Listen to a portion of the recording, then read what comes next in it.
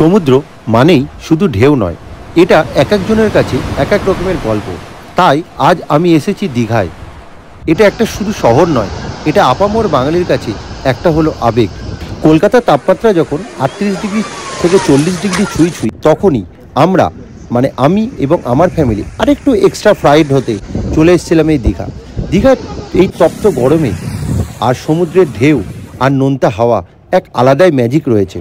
তাহলে এই ব্লগে থাকছে দীঘার বিখ্যাত সি বিচ, সি ফুড আর লোকাল সাইটসিং গল্প। চলুন ব্লগটা শুরু করা যাক। Let start. Hello everyone, welcome back to my channel explore with Debashis. আজকে আমাদের ডে 2 হচ্ছে দীঘাতে। আজকে 6 সেপ্টেম্বর 2025। তো আমরা রয়েছি এরকম একটা সি ভিউ রুমে। তো এই হোটেলের সম্পূর্ণ তথ্য অলরেডি শেয়ার করে দিয়েছি আমার চ্যানেলে। এখনো না দেখে থাকলে অবশ্যই একটু ডেসক্রিপশন বক্সে তার লিঙ্কে গিয়ে একবার দেখে নেবেন। আর আজকে আমরা দীঘাতে হচ্ছে ঘুরে বেড়াবো কিছু জায়গায়। তাহলে এই ব্লগটার সঙ্গে থাকুন আর দেখতে থাকুন এক্সপ্লোর উইথ দেবাশিস। দীঘার আগের পর্বগুলিতে যারা দেখেননি বা ইউটিউব যাদের কাছে নোটিফিকেশন পাঠায়নি তাদের জন্য বলে রাখি, আমরা 5 সেপ্টেম্বর সকালবেলায় হাওড়া থেকে তাম্রলিপ্ত এক্সপ্রেস ধরে এসেছিলাম দীঘা। তারপরে হচ্ছে ঘুরে বেরিয়েছিলাম হচ্ছে দীঘার কয়েকটি জায়গায় এবং ঘুরেছিলাম হচ্ছে দীঘার একদম নবনির্মিত জগন্নাথ মন্দির। আর আজকে আমরা হচ্ছে আশেপাশটা একটু ঘুরবো এবং হচ্ছে আমরা দীঘাতে কিরকম সময় কাটাচ্ছি পুরোটাই তুলে ধরবো এই পর্বে। রেডি হয়ে বেরোচ্ছি হোটেল থেকে, তো বাইরে একটু ব্রেকফাস্ট করবো। ইস্টার্ন ইন্ডিয়া মানে বডি লিফটিং, এখানে বডি লিফটিং কম্পিটিশন কালকে থেকে হচ্ছে এই দীঘাতে, এই আমাদের হোটেলের একদম পাশে।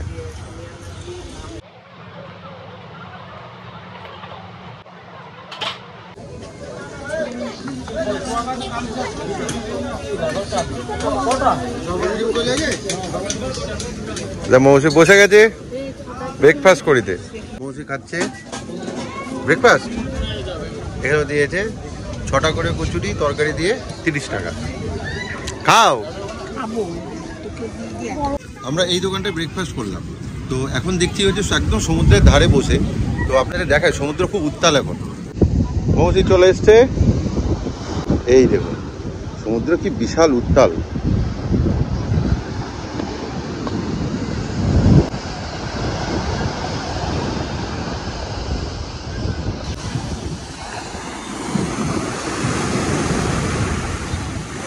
এখন সব দোকানগুলো বন্ধ। রাত্রেবেলা দেখলেন তো হচ্ছে পুরো দোকান পাশারিগুলো খুলে যায়, আর এখানে পুরো ভিড়। আর আজকে তো স্যাটারডে, তো দেখবেন একটু পরে আজকে সন্ধ্যাবেলায় কি ভিড়টা হবে। এই সমুদ্রের পাশে এই সাইডেও একটা গ্লোব মতন করা আছে, বিশ্ব বাংলা পার্ক।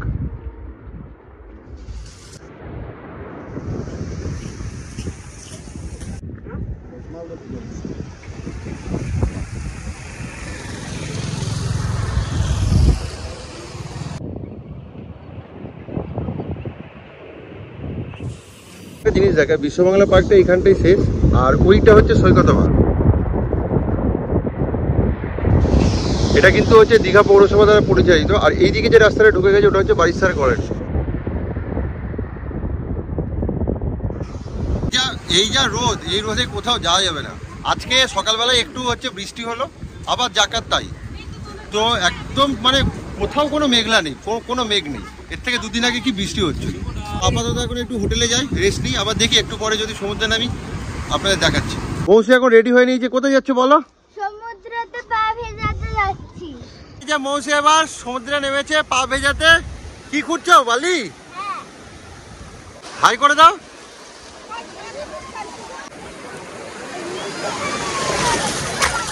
এই আমরা সমুদ্রে নেমেছি সবাই। তো হচ্ছে জোয়ার চলছে, তো এখন আস্তে আস্তে সমুদ্র কিন্তু এদিকে সরে যাবে। এখন মোটামুটি ভালোই ভিড় আছে আজকে শনিবারে।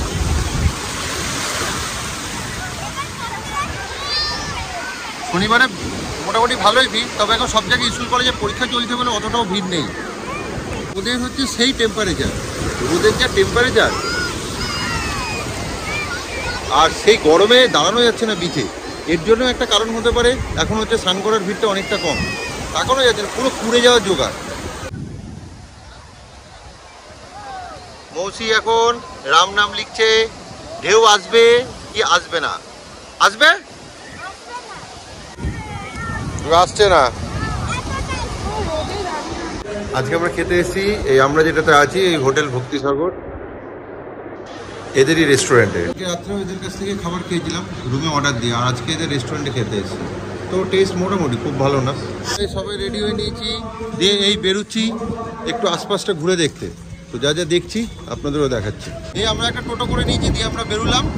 তো ফার্স্টে যাচ্ছি উদয়পুর।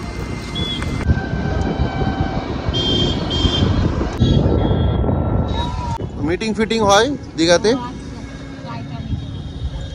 এই আমরা এসেছি ফার্স্ট উদয়পুর যাওয়ার রাস্তায় কাজু বাদাম পার্ক। এখন তো ঢুকতে দেয় না ভেতরে।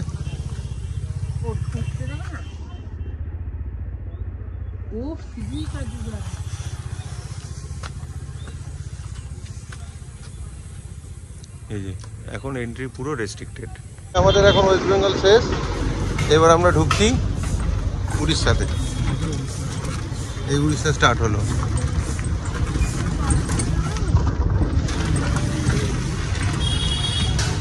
আমরা এলাম হচ্ছে উদয়পুর। এখন সূর্যটা নিভেছে, এখন প্রায় এই 4:55 মতন বাজে। আপনাদের এবার হচ্ছে দেখাই চলুন বাঙালির গোয়া। তো বিচের কি অবস্থা দেখুন, আগে উদয়পুর এরকম ছিল না। তো আপনাদের এখন হচ্ছে দেখাবো হচ্ছে বাংলার গোয়া।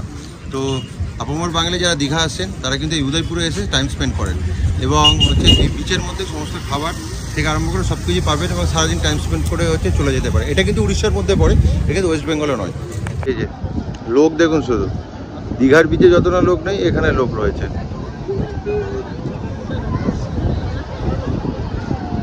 যখন হচ্ছে জোয়ার আসে তখন এই দোকানগুলো কিন্তু আবার পিছিয়ে আসে। এখন যেহেতু ভাটা চলছে বলে ওই দিকে চলে গেছে। এখানে এরকম হচ্ছে ঘোড়ার রাইডও নিতে পারেন, আর এই যে স্কুটি বা বাইক ভাড়া করে কিন্তু বিচের মধ্যে ঘুরতে পারেন। এইখানে দেখুন অজস্র বাইক রয়েছে। এখানে কিন্তু এরকম স্পোর্টসের অ্যাক্টিভিটিগুলোও হয়। এই যে দেখতে পাচ্ছেন, তবে যে আমরা শুধরাবো। এই যে এখানে পরপর দোকান খাচ্ছে আর এখানে নোংরা করে যাচ্ছে। আমরা এখন যাচ্ছি উদয়পুর থেকে তালসারি, এরকম একটা গ্রামের মধ্যে দিয়ে ছোট্ট রাস্তা। এই যে এটা হচ্ছে পান্থশালা চন্দনেশ্বর ওড়িশা ট্যুরিজমের। এটাও কিন্তু ওটিডিসির আন্ডারেই রয়েছে। এই আমরা কোথায় এসেছি বলে দাও? তালসারিতে। চলো আমরা এবার সমুদ্রে যাব। এখন বাজে 5:30, প্রায় অন্ধকার হব। দেখি যেটুকু দেখতে পাই। মোহন অবধি মনে হয় না যাওয়া যাবে। এই আসলাম হচ্ছে তালসারি।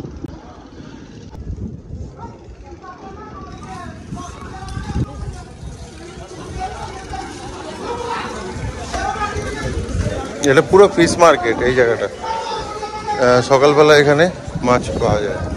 আর এই সেই আইকনিক তালসারি। বোটগুলো এখানে বাঁধা রয়েছে। পরন্ত বিকেলে সূর্য অস্ত গেছে। আর এই হচ্ছে তালসারির মোহনা। এটা হচ্ছে মোহনা, সমুদ্র ওই দিকে। এরকম আসলে আরেকটু আগে আসুন বিকেল করে, কারণ এখানে কিন্তু বাইক করে মোহন অব্দি যাওয়া যায়, প্লাস এখানে কিন্তু বোটে করেও নিয়ে যায়। তো এখন প্রায় সন্ধ্যা হয়ে গেছে, এখন অত দূর গিয়ে আর লাভ নেই।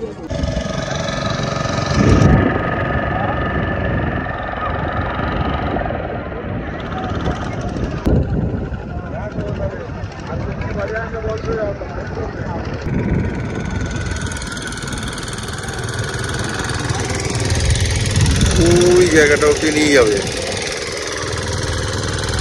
5:44।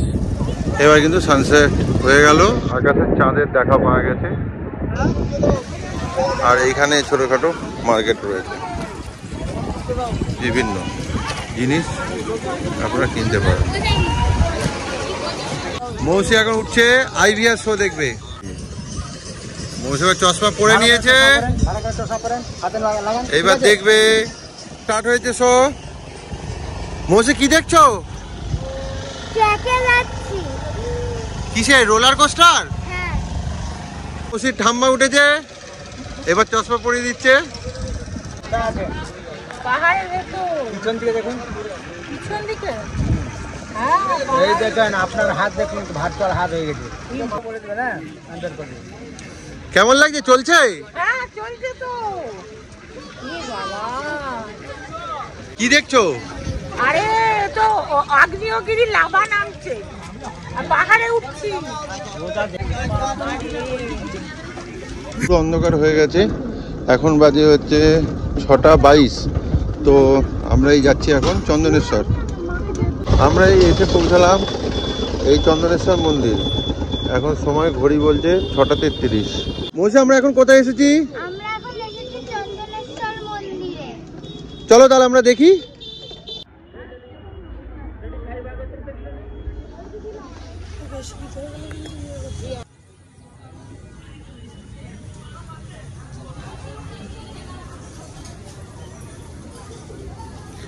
এই যে মেন মন্দির প্রাঙ্গণ,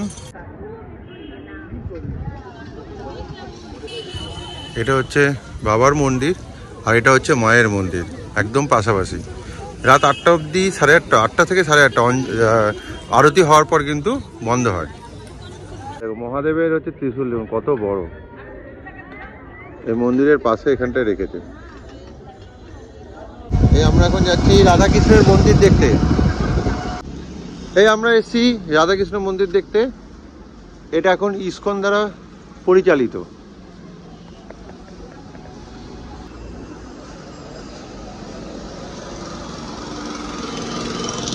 এই ভেতরে ক্যামেরা অ্যালাউড না, একটু পরেই হয়তো বলবে ক্যামেরা বন্ধ করতে।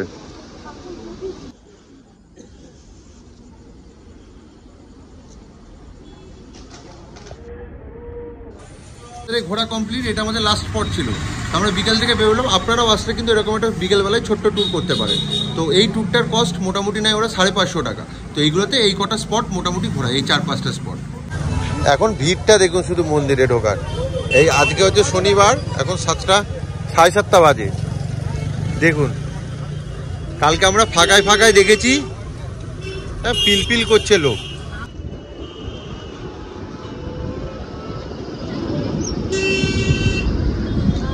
পুরো আলো জ্বলে দারুণ লাগছে মন্দিরটা, শুধু ভিড়টা দেখুন।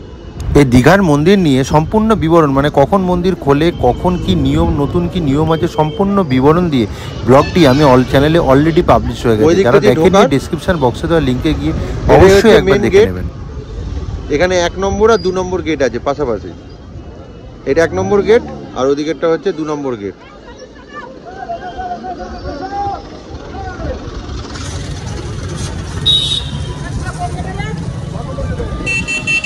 ঘোরা কমপ্লিট, আমরা চলে এলাম আমাদের এই হোটেল ভক্তিসাগর, এই ওল্ড দীঘা।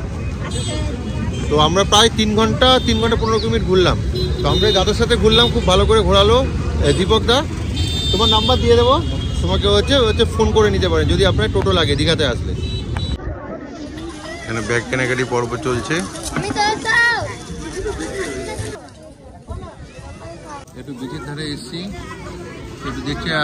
এখন তো মার্কেটিং চলছে, তো আজকে আমাদের লাস্ট ডে, তো একটু ঘোরাঘুরি করে নিই। Full moon night.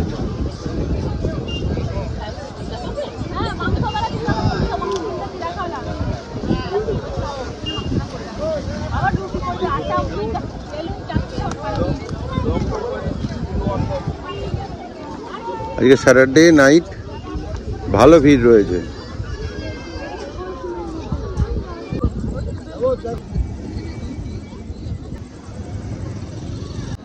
Very good morning. আজকে দীঘাতে সকালবেলায় একটু আগে ক্লাউডি ছিল, সানরাইজ আজকেও দেখতে পাইনি।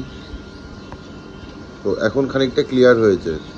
এই সকাল সকাল উঠে রেডি হয়ে নিয়েছি। আজকে আমাদের ডে 3 হচ্ছে দীঘাতে। তো এই উঠলাম, তো আজকে আমাদের ট্রেন রয়েছে, আমরা ব্যাক করছি হচ্ছে ডাউন তাম্রলিপ্ত এক্সপ্রেসে আমাদের কলকাতা অবধি। তো একটু ব্রেকফাস্ট করি, তারপর এখান থেকে রওনা দিতে হবে। ও এখন পার্কে খেলছে, খেলা স্টার্ট। এটা হাই করে দাও, হাই। এবার স্লিপ কাটবে।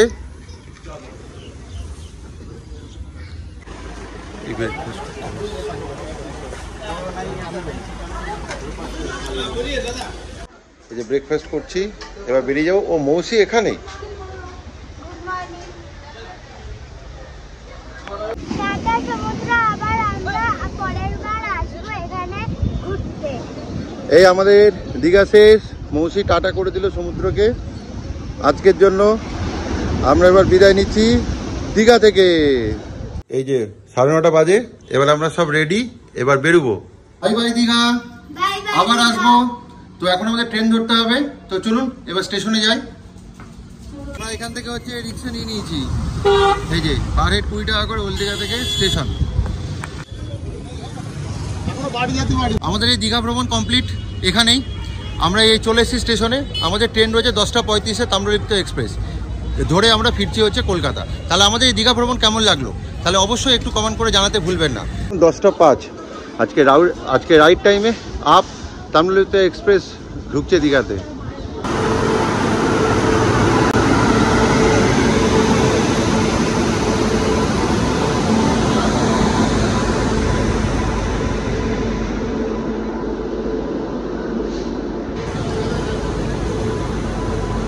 দশটা 10:37 এই ট্রেনের চাকা গড়ালো আমাদের হচ্ছে দীঘা থেকে।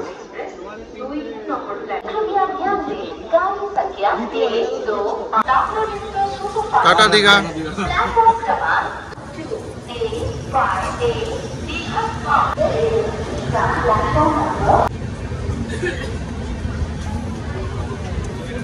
ট্রেন ছাড়লো দীঘা থেকে, তো আমাদের ট্রিপ এন্ড। তো আজকের ভিডিওটা এখানেই শেষ করছি।